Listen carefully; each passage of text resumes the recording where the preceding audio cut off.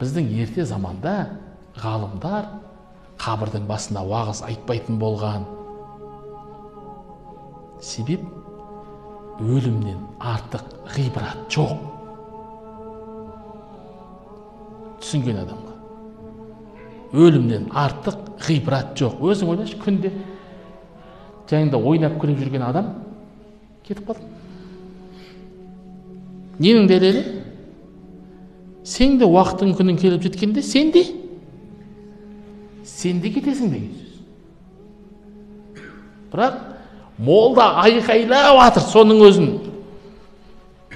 Жоқ, бәріміз ойлаймыз, бұл жерге мен келмеймін, бұл келді ғой, мен келмеймін деп ойлаймыз. Мұсылман кісі, ақылды кісі,